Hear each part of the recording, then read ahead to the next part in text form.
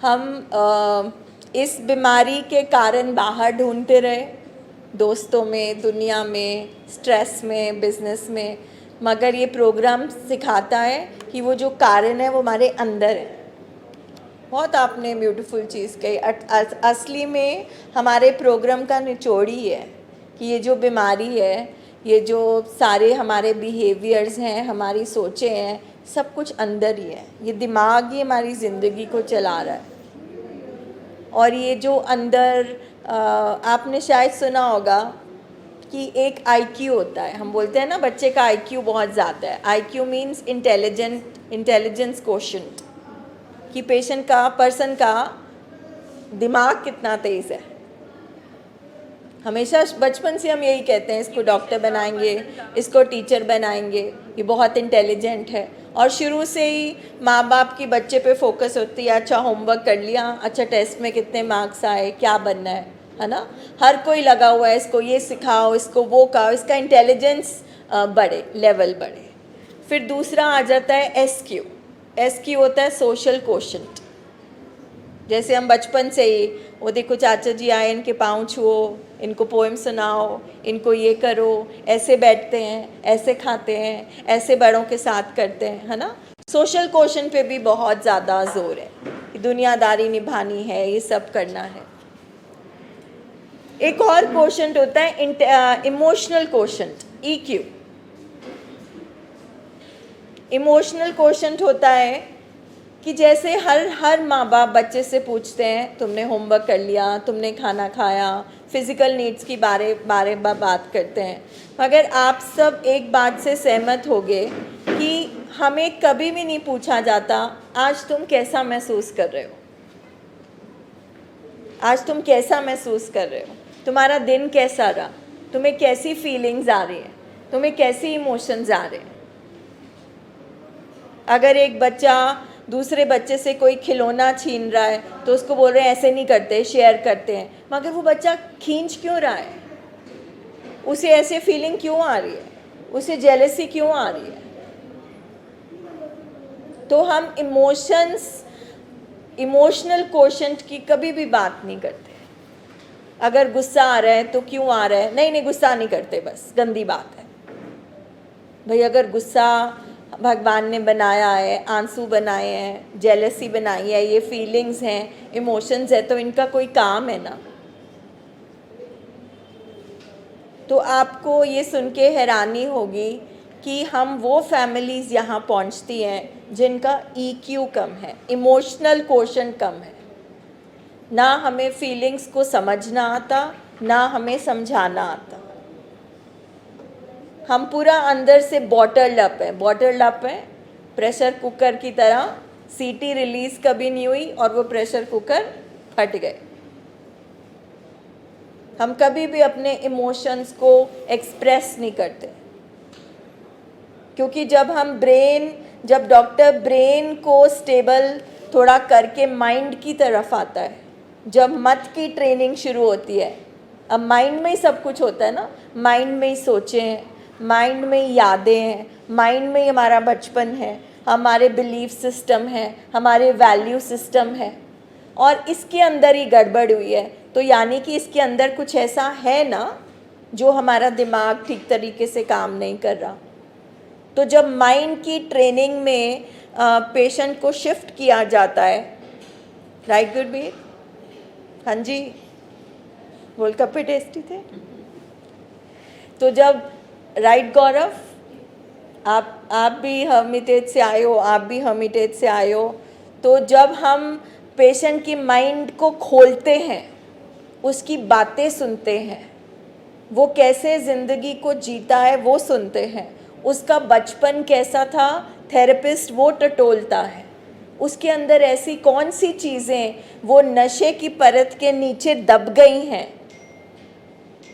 उनको आइडेंटिफाई करने की कोशिश करते हैं। क्योंकि जैसे कि इससे पहले हम फैमिली ट्रेनिंग सेशन में ये अंडरस्टैंड कर रहे थे कि जड़ क्या है एडिक्शन की, दिमागी बीमारी की जड़ क्या है, वो है दर्द, पेन। अब पेन पेशेंट के अंदर कहाँ से आया, वो हम जगह लोकेट करेंगे ना, उस जगह को ढूंढा जाता है। बहुत एक छोटा सा वर्ड हम यूज़ कर देते हैं, सेंटर सेंटर सेंटर। क्या है सेंटर? वो तो कोचिंग सेंटर भी होते हैं, टेलरिंग सेंटर भी होते हैं, लर्निंग सेंटर्स होते हैं। ट्रेनिंग प्रोग्राम क्या करता है?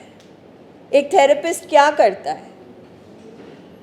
हम नशे की बीमारी की जड़ पे क्यों जाना चाहते हैं? कौन सी ऐसी चीज़ें हैं जो पेशेंट को तकलीफ़ पहुंचा रही हैं, जो उसको संभालनी नहीं आती? उसमें कौन से लाइफ स्किल्स नहीं हैं? क्यों वो ज़िंदगी नहीं जी पा रहा? क्यों वो एक चीज़ पे निर्भर हो गया है?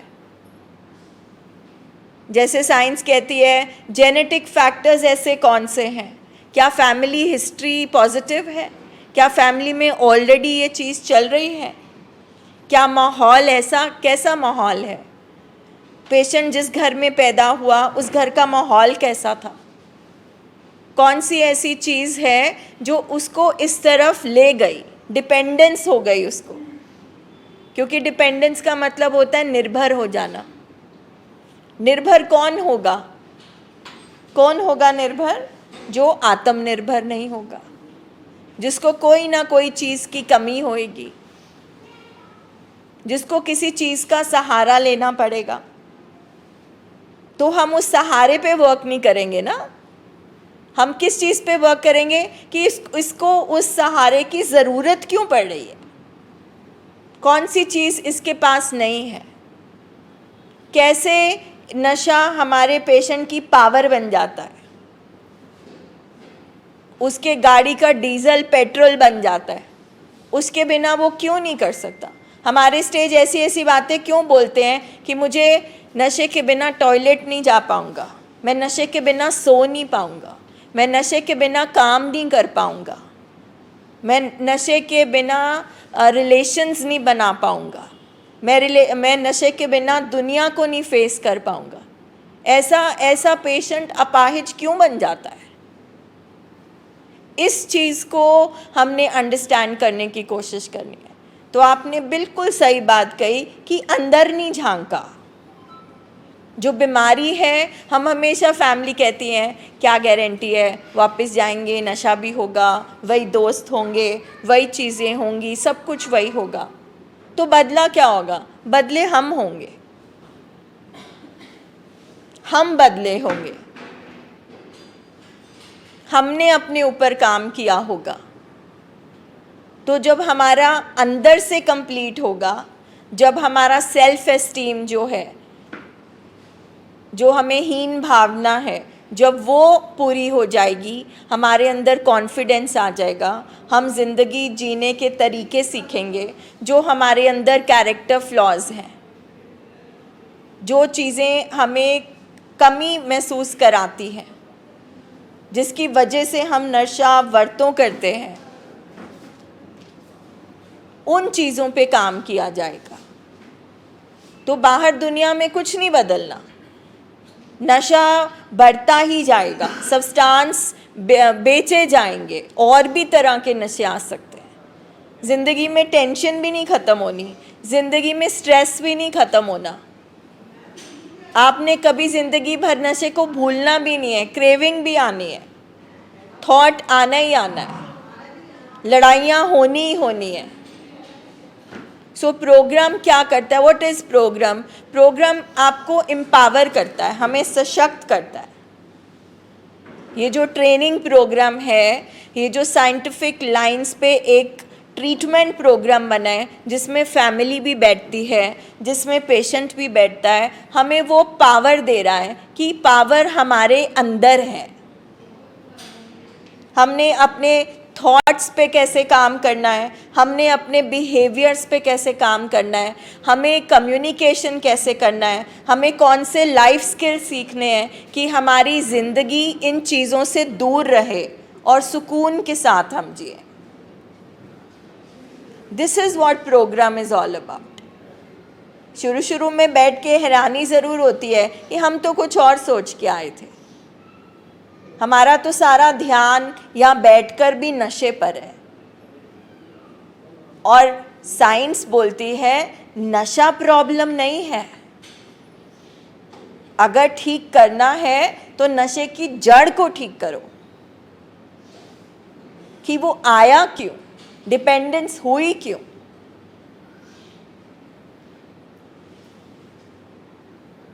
इसलिए प्रोग्राम हमारा ध्यान फोकस करता है, केंद्रित करता है कि ट्रीटमेंट पर, कि इलाज क्या है। अभी हमारा गोल अलग है ना। अब जैसे मुझे अगर दिल्ली जाना है तो मैं दिल्ली की टिकट खरीदूंगी ना, मेरा डायरेक्शन वही होगा ना।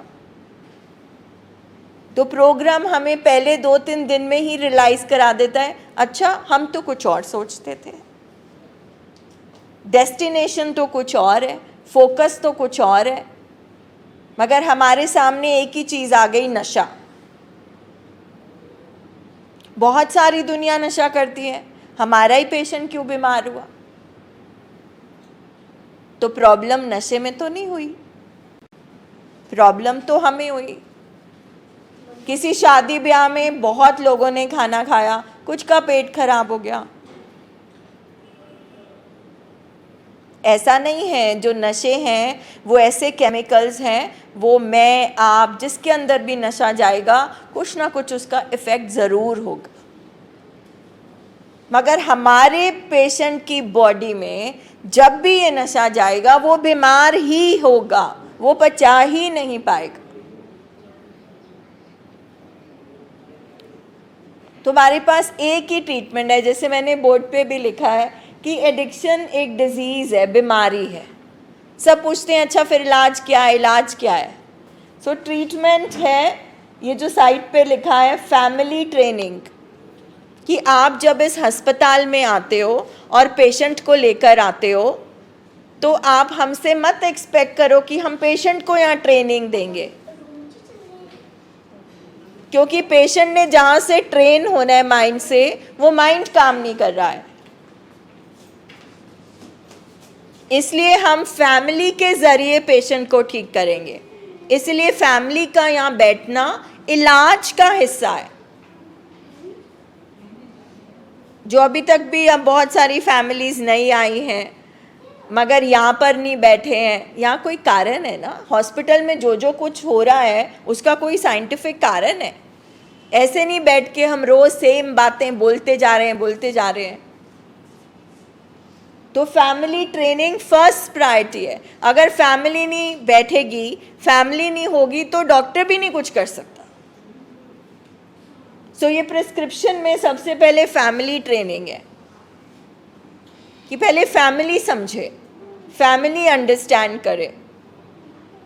दूसरा है साइकेट्रिस्ट। अब फैमिली जब समझ गई तो वो डॉक्टर के हिसाब से चलेगी, क्योंकि फैमिली को ट्रेनिंग में सबसे पहले बोला जाता है कि उसको आदत नहीं है, वो जानबूझ के नहीं कर रहा, वो कोई मज़े नहीं ले रहा, वो अब पेशेंट बन चुका है, उसको बीमारी हो चुकी है दिमाग की।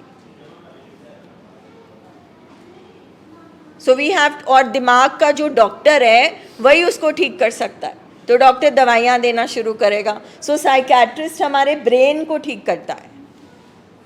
दूसरा, तीसरे नंबर पे रिहैब ट्रेनिंग और थेरेपीज़। जो ट्रेनिंग है, जो थेरेपीज़ हैं, जो काउंसलिंग है, जो रिहैबिलिटेशन है, वो हमारे माइंड को ठीक करता है, वो हमारे माइंड को ट्रेन करता है। अलग नंबर पे इसलिए लिखा है क्योंकि कुछ पेशेंट्स की रिहैब ट्रेनिंग नहीं हो सकती। कुछ पेशेंट मेडिकल रीजंस की वजह से अब नहीं सीख सकते, अब सिर्फ वो दवाइयों पर ही उनकी लाइफ को स्टेबल किया जा रहा है और उनको स्टेबल किया जा रहा है। तो उनके लिए थोड़ी बहुत थेरेपी, काउंसलिंग कभी कभी काम करती है। उसके बाद लास्ट इज फॉलोअप्स। ये हमारी पूरी लाइफ के लिए ये प्रिस्क्रिप्शन है। जो भी इस प्रिस्क्रिप्शन के अगेंस्ट जाएगा रिलैप्स हो जाएगा, बिकॉज ये साइंटिफिक प्रोग्राम है, ये प्रिस्क्रिप्शन है, ये हमारी बीमारी का इलाज है। गुरप्रीत, आप 113 में से बुलाओगे फैमिली को।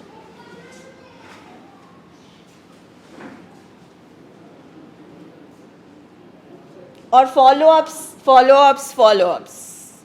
Why? Because on the left side it's written no cure but 100% treatment. जो चीज़ क्योर नहीं हो सकती मगर 100% ट्रीट हो सकती है, यानी कि शुगर की बीमारी ख़त्म नहीं हो सकती बट उसको मैनेज किया जा सकता है. सो ये हमारा ट्रीटमेंट मैनेजमेंट प्रोटोकॉल है, ये है हमारा मैनेजमेंट. फैमिली ट्रेंड हो, पेशेंट को मैनेज करे, डॉक्टर की हेल्प ले, दवाइयों की हेल्प ले, रिहैब की हेल्प ले, थेरेपिस्ट की हेल्प ले और फिर फॉलोअप्स करते रहे. ये इलाज है. कोई आप में से कोई सवाल पूछना चाहता है? इसलिए मैंने कहा था टाइम, पेशेंस और सरेंडर.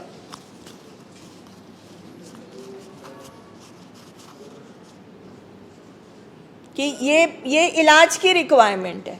जो भी बात यहाँ पर बैठ के कोई भी कहता है, हम अपनी शेयरिंग करते हैं तो हम बोल रहे हैं ये इलाज की रिक्वायरमेंट है. ये बातें सुनना भी इलाज की रिक्वायरमेंट है, यहाँ बैठना भी इलाज की रिक्वायरमेंट है. ये वैसे अस्पताल नहीं है कि आप पेशेंट को मिलने आए, बातें करिए और चले गए. ये वाले ट्रीटमेंट में ट्रेनिंग की ज़रूरत है, बिकॉज हमें इस बीमारी के बारे में पता नहीं है. इसीलिए ये सारे साइको एजुकेशन सेशन और ये क्लासेस लगती हैं यहाँ पर. आप जितने सवाल पूछेंगे, जितनी अपनी शेयरिंग करेंगे, जितना इंटरैक्ट करेंगे, उतना आपको समझ आनी शुरू हो जाएगी. ये बीमारी समझाना भी मुश्किल है और समझना भी मुश्किल है. शायद इसलिए सुबह मीटिंग, शाम मीटिंग, फैमिलीज़ को अकेले बुला के मीटिंग, कि ये ऐसे नहीं इलाज हो जाएगा. और अगर आप इस इलाज के हिसाब से नहीं चलोगे तो आप फ्रस्ट्रेट ही हो जाओगे, क्योंकि पेशेंट नहीं रिकवर होगा. अगर पेशेंट अपने बिहेवियर्स नहीं छोड़ेगा अनहेल्दी, पेशेंट नशा नहीं छोड़ पाएगा, तो फिर आप उसको ब्लेम करने लग जाओगे. तो जब तक आप ये पूरा इलाज नहीं करते और फिर फॉलोअप्स नहीं करते, रिकवरी पॉसिबल नहीं है. There is no guarantee. हम अपनी एक्सपेक्टेशन को रियलिस्टिक रखें. बहुत सारे बार होता है कि डॉक्टर बोलता है कि देखो हम ये सर्जरी कर सकते हैं, आगे हमें पता नहीं 50-50 चांसेस हैं, तो क्या हम सर्जरी नहीं करवाते? डॉक्टर बोलता है ये वाला इंजेक्शन लगेगा तो 40% चांसेस हैं, ये इंजेक्शन लगेगा तो 60% चांसेस हैं. दुनिया का कोई भी डॉक्टर 100% नहीं बोल सकता. ये बस प्रोसेस है, कोई गारंटी नहीं है, कोई गारंटी नहीं है, बट ये तरीका है. आपको क्लास 1 पूरी करनी पड़ेगी, फिर आप क्लास 2 में जाओगे, फिर आप क्लास 3 में जाओगे. यू कांट एक्सपेक्ट कि क्लास 1 से आप सीधा क्लास 3 में जंप करोगे. अगर आप एक साइंटिफिक, ये ट्राइड है, ये टेस्टेड है, ये रिसर्च्ड साइंटिफिक ट्रीटमेंट जो बनाया गया है. हर बीमारी में ऐसा ही होता है. कैंसर का ट्रीटमेंट निकला, अब हाल ही में 4 साल के अंदर अंदर कोविड का ट्रीटमेंट निकला कि वैक्सीनेशन करी जाएगी. इसी तरह से सदियों से लेकर आज तक ये ट्रीटमेंट बना है कि कुछ दवाइयाँ हैं, कुछ ये चीज़ें हैं जो हमको फॉलो करनी पड़ेगी. सो आज हम रियलिस्टिक एक्सपेक्टेशन पे बात करते हैं कि आपका टारगेट क्या है, आप गोल क्या है, आप किस लिए यहाँ पे आए हो, आपको क्या चाहिए. तो सबसे पहले यहाँ बैठ के हमारा गोल है ना नशा. ये नशा करते हैं जी, नशा. पूरा फोकस फैमिली का है नशे पे. और हम आपको सिखा रहे हैं नशा बीमारी नहीं है, नशा किसी और बीमारी का लक्षण है, सिम्टम है। प्लीज डिस्टर्ब नहीं करें। नशा किसी और बीमारी का लक्षण है। हमने साइड इफेक्ट्स नहीं ट्रीट करने, पहले हमने जड़ को, मेन इलनेस को ट्रीट करना है। पूरी दुनिया में देयर इज नो डॉक्टर जो कोई ऐसी दवाई खिला दे कि नशे की बीमारी खत्म हो जाए, नोवेयर। सो जब हम यहाँ बैठते हैं, हम अपने गोल्स क्लियर करें, हमारा जो टारगेट है वो क्लियर करें, हम किस लिए आए यहाँ पे हम वो समझें। और सबसे बड़ी दुख की बात है कि जो भी यहाँ पे आता है उसको पता ही नहीं है कुछ भी। वो बैठा अस्पताल में है मगर 24 घंटे पेशेंट को ब्लेम करी जा रहा है, अटैक करी जा रहा है। ये जान के करता है, इसको समझ नहीं आता। हॉस्पिटल किसको लेके आते हैं? पेशेंट कौन होता है? बीमार। उसको कोई बीमारी होती है तो जो वो कर रहा है वो उसकी बीमारी के लक्षण है।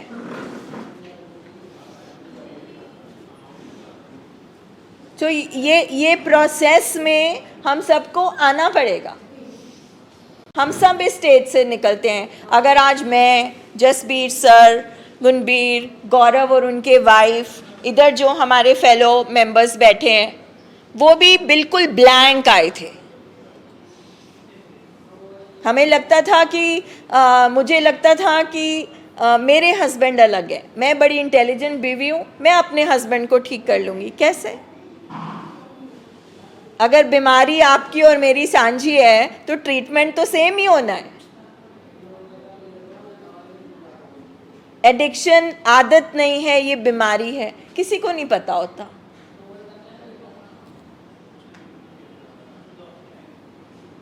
तो जब तक आप ये समझोगे नहीं कि ये इलाज का हिस्सा है, यहाँ बैठना इलाज का हिस्सा है। आप यहाँ पे टाइम लगा रहे हो, आप यहाँ पे पैसे लगा रहे हो, तो आप यहाँ से जो बोला जा रहा है वो लेकर कुछ वसूल करके तो जाओ। खाली हाथ तो मत निकलो इस हॉस्पिटल से। इतनी देर से हम खाली हाथ ही हैं।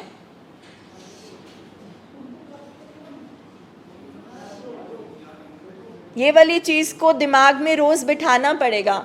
आई एम श्योर आपको लगता है सेम बातें रोज़ करी जा रहे हैं, सेम बातें।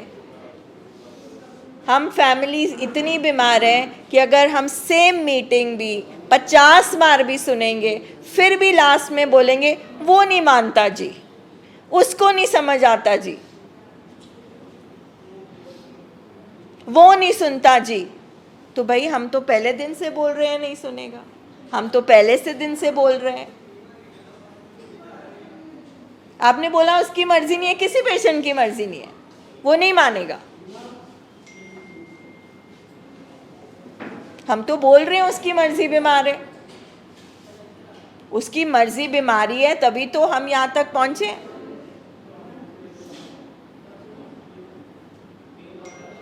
कुछ भी आप जब सुन रहे हैं, आपके दिल में आ रहा है, कुछ आप शेयर करना चाहते हैं, आप ज़रूर पूछें।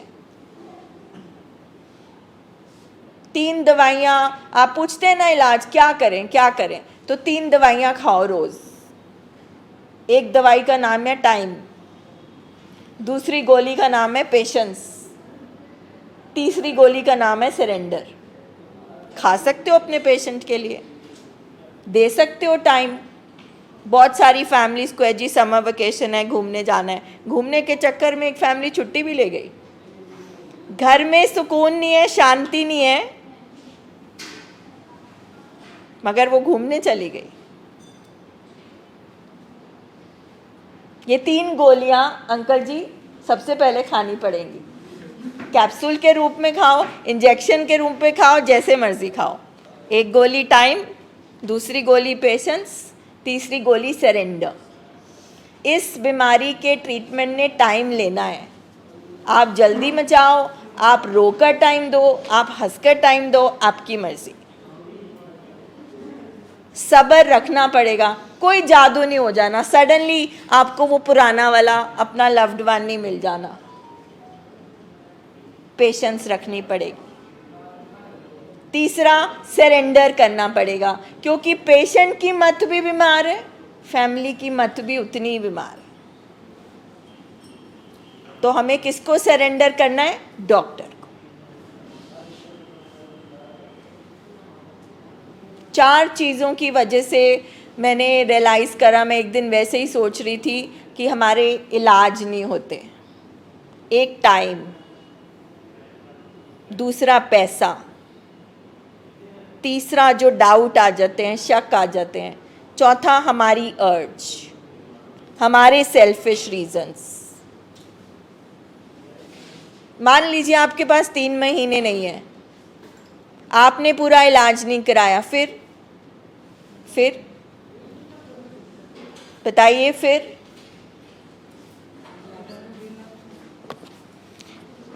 अब मैं कहूँ कि 3 महीने रहने के बाद भी हो सकता है जाते ही पेशेंट नशा कर ले, फिर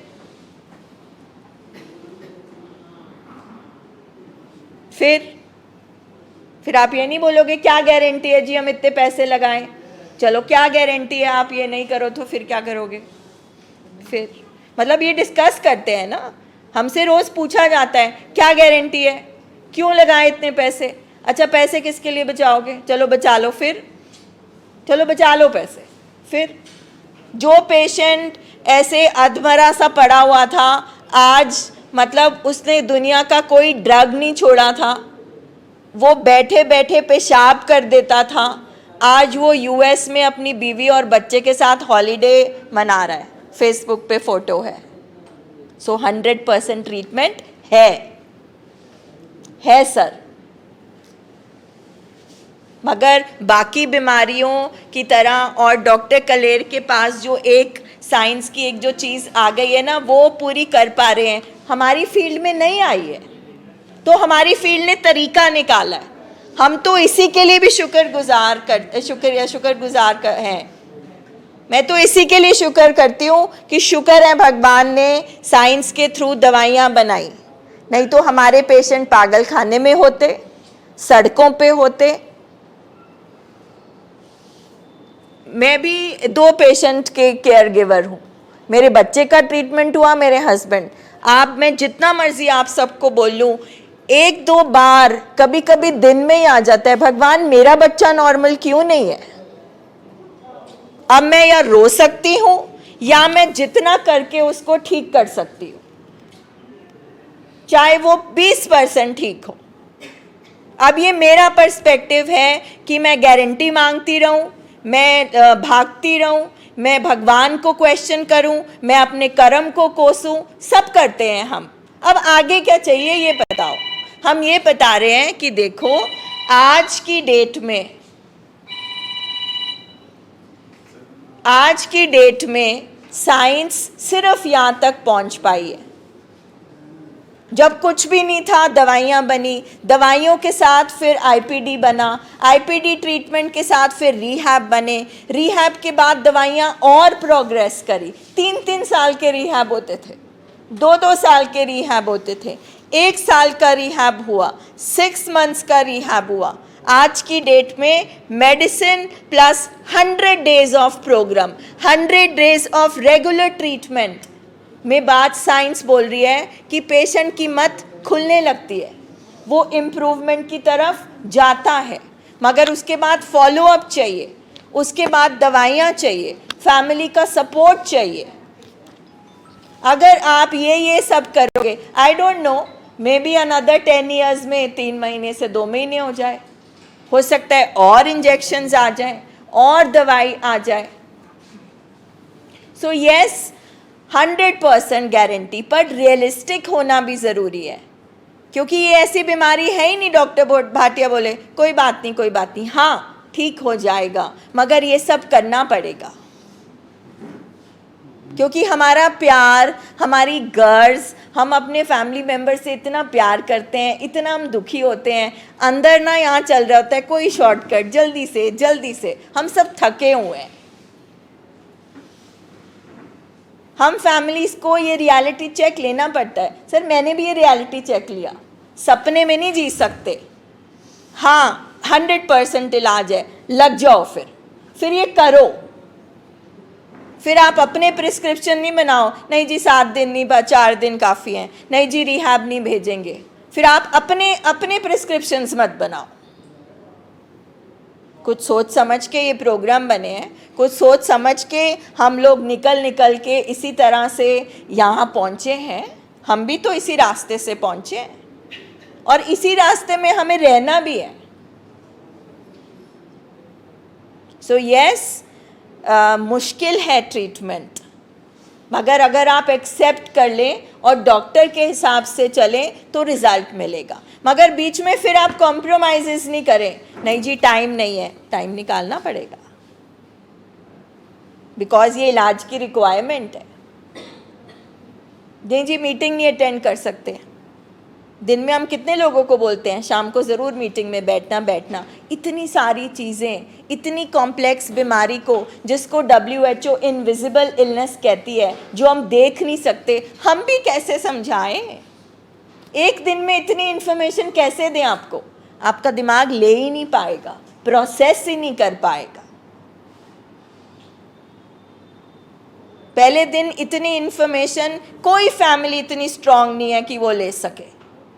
जब मैं अपने हस्बैंड को यहाँ लाई थी, मैंने 3-4 दिन से खाना नहीं खाया था, मैं नहाई ही नहीं थी, मेरा इतना बुरा हाल था, सर फट रहा था, कुछ समझ में नहीं आ रहा था। तो मैं काउंसलर के सामने आगे जाके बैठी, वो बोले कि ये डिज़ीज़ है, ये ब्रेन डिसऑर्डर है, आपका हस्बैंड जान के बूझ के नहीं कर रहा। आपको पता है मैंने आगे से क्या बोला? क्या बोला होगा मैंने? मैंने बोला अब मेरे पति की छोड़ो, मेरी सुनो। मैं 3 दिन से नहाई नहीं हूँ, मैं इतने सालों से परेशान हूँ, मुझे सुनो पहले। मुझे तो अपनी पेन नहीं समझ आ रही थी समझानी। मैंने ये डिज़ीज़ के बारे में WHO ने क्या कहा, मेरे को सुनना था, मुझे कुछ नहीं सुनना था, सुन के भी नहीं समझ आना था। पहले दिन मुझे कोई बोले लाइफ लॉन्ग डिजीज़ है, नीचे आपको काउंसलिंग में ही बोल दें, बोले चलो चलो किसी और हॉस्पिटल जाते हैं। आज की डेट में मुझे नहीं लगता 2 से या 3 से ज़्यादा कोई हॉस्पिटल होगा पूरे इंडिया में। I work with many big hospitals in Delhi, Gurgaon also, जहाँ पे रोज़ दिन में 2-2, 3-3 बार फैमिलीज़ को समझाया जा रहा है कि ये है क्या, क्यों आप इलाज में धक्के खा के अभी भी आपको ट्रीटमेंट नहीं मिल रहा, इसीलिए नहीं मिल रहा। और बेस्ट से बेस्ट साइकेट्रिस्ट क्या कहते हैं, फैमिली को नहीं समझा सकते, हाथ जोड़ लिए। जो फैमिली मानेगी हाँ हम भी बीमार हैं, जो फैमिली अपना दिमाग खाली करके बैठेगी, भाई मुझे नहीं सब कुछ पता, मैंने भी अपना दिमाग बंद किया, मैंने भी सोचा तूने MPhil करी होगी इंग्लिश की, इसके बारे में तुझे ABC नहीं आती। यहाँ बैठता है जो उसे लगता है उसे ये भी पता है, उसे वो भी पता है, नहीं पता। अगर आपको पता होता हम यहाँ नहीं पहुँचते। सबसे पहले हमें वो सरेंडर करना पड़ेगा। वी डोंट नो, वो जी उसने छोड़ी, उसने ऐसे छोड़ दी, उसने एक दिन रात में। बहुत सारे फादर्स कहते हैं जी मैं भी पीता था, मैं भी करता था, मैंने बस एक दिन अमृत चखा और छोड़ दी। आपने छोड़ दी, आप एडिक्ट नहीं हो, आपका पेशेंट, आपका बच्चा एडिक्ट है, वो नहीं छोड़ सकता। इसलिए ये सारे प्रोसेस से हमें गुजरना पड़ता है, हमें अंडरस्टैंड करना पड़ता है, हमें ये मानना पड़ता है वी डोंट नो।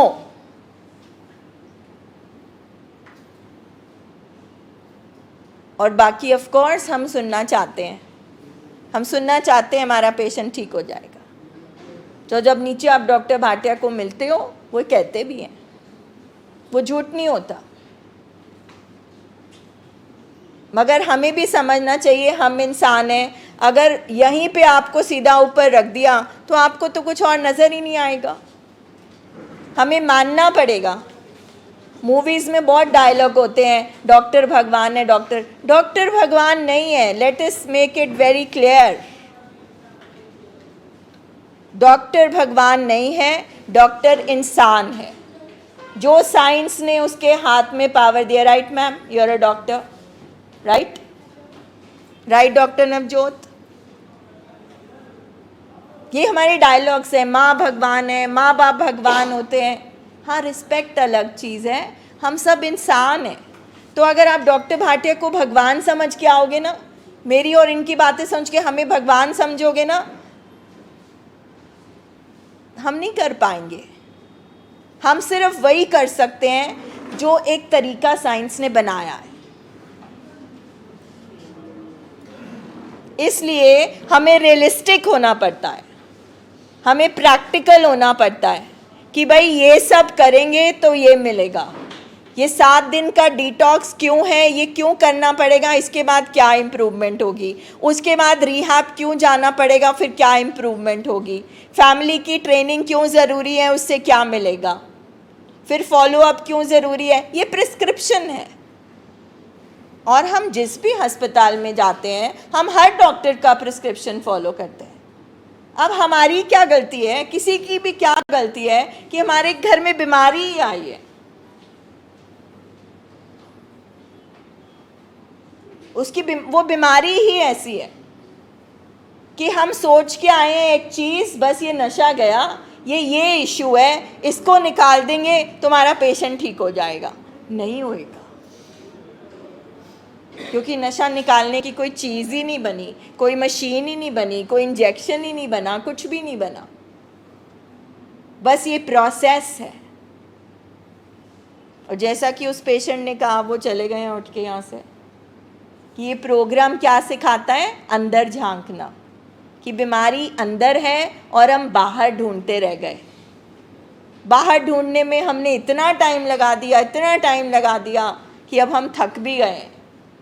इसलिए जब हमें ये लंबे चौड़े ट्रीटमेंट बताए जा रहे हैं तो हमसे सुने नहीं जा रहे। मगर फैमिली भी जब तक अपने आप को हिलाती नहीं है ना, झंझोड़ती नहीं है, फैमिली को भी नहीं समझ आता। एक फैमिली बोल रही है, फैमिली को भी जब तक ट्रॉमा नहीं दिखता, जब तक इमरजेंसी नहीं दिखती, जब तक मुझे डॉक्टर ने नहीं बोला ना डीएमसी हॉस्पिटल में कि आपके हस्बैंड 3 महीने से ज़्यादा ज़िंदा नहीं रह सकते, तब तक मेरा भी इमरजेंसी बटन कोई ज़्यादा ऑन नहीं हुआ उस टाइम। जब ये 3 महीने सुने ना मैंने, तो मेरे को लगा कि बस अब तो कुछ करना पड़ेगा। और मेरे को 1% उम्मीद नहीं थी मेरे हस्बैंड रिकवरी में जाएंगे, 1% भी उम्मीद नहीं थी। बट मैंने पहली बार आके एक चीज़ यहाँ सुनी जो मैंने 1 साल डीएमसी हॉस्पिटल रहकर नहीं सुनी, that it is a disease of brain disorder. मेरे लिए ये जो लाइन है ना, ये एक दवाई की तरह असर किया। अनफॉर्चुनेटली, बदकिस्मती से हमारा मेंटल हेल्थ जो फील्ड है इंडिया में वो बहुत पुअर है। कोई फैमिली को नहीं समझाता, सीधा प्रिस्क्रिप्शन लिखा दे दिया, भाई क्या बीमारी है, मुझे क्या करना है, क्यों मेरा पेशेंट बार बार 7 दिन एडमिट कर कर के फिर जाके ड्रिंक कर लेता है, क्यों, क्या चीज़ रह जाती है। मैं भी तो पूरी हिम्मत कर रही हूँ, मेहनत कर रही हूँ, 7 दिन रह रही हूँ जैसे जैसे डॉक्टर कह रहा है, क्यों, क्योंकि वो अधूरा इलाज था। सो जब 7 दिन यहाँ पूरे हुए तो मैं डॉक्टर भाटिया के पास गई, तो उनको लगा छुट्टी लेने आई होगी जैसे सब छुट्टी लेने आते हैं। मैंने कहा आगे क्या करना है ये बताओ, ये 7 दिन का ड्रामा तो मैंने साल भर कर लिया, ये ड्रामा मैं बहुत देख चुकी थी। मतलब है ये ज़रूरी पार्ट ट्रीटमेंट का, पर मुझे लगता था ये कुछ ये ऐसे ही है, इसके आगे क्या होना है ये बताओ। अदरवाइज फीलिंग्स, इमोशंस हम सबके सेम ही होते हैं। हमें भी सोचते हैं विल पावर यूज़ करें, हम तो एजुकेटेड हैं, इनेबलिंग करते हैं, प्रोवोकिंग करा, हम सब ने सेम ही है सब कुछ। किसी ने थोड़ा ज़्यादा कर लिया होगा, किसी ने थोड़ा कम कर लिया होगा। मैंने तो बहुत सारे अल्कोहल की बोतलें तोड़ी, आपने भी तोड़ी होंगी कुछ, मगर सब कुछ कर के मिला तो मैं कुछ नहीं ना। तो yes, 100% treatment is there. Every day you will meet people. Look at Jasbir sir, look at so many people sitting there. अब वो बैठते भी इकट्ठे वहीं जाके कोने में, वो यहाँ बैठने नहीं चाहते। सोचो एसोसिएशन कितनी स्ट्रांग है, क्योंकि जब आए थे तो यहाँ बैठे थे, शायद यहाँ बैठते थे, फिर आहिस्ता आहिस्ता वहाँ गए। यस, बहुत सारे हैं विद फ़ोन नंबर्स। मतलब आप सोच सकते हो ना कि चलो जसबीर सर को पढ़ा के ऊपर भेज देते हैं, नम्रता मैम को भेज देते हैं, इतने लोगों को रोज़ तो नहीं ला सकते हैं। With telephone numbers, with address, कितने लोगों को आप जानना चाहते हो जो रिकवरी में है 25 साल से, 20 साल से। अभी मैंने आपको एक एग्जाम्पल दिया, आज जब मैंने सुखराज की फ़ोटो देखी, US ने Canada he is gone for a trip, तो मुझे बहुत अच्छा लगा। मतलब क्योंकि मैंने उसको ऐसे देखा जो बिल्कुल ऐसे बैठता था, उसको पता ही नहीं चलता था खाना है, पीना है, सोना है, क्या करना है, बहुत बुरी हालत में, और उसने दुनिया का कोई ड्रग नहीं छोड़ा था। ऊपर से उसको ऐसी साइकेट्रिक बीमारी है जो सबसे challenging, one of the challenging illnesses, वो भी ट्रीट हुआ, but only and only firstly because of the family. Family surrender.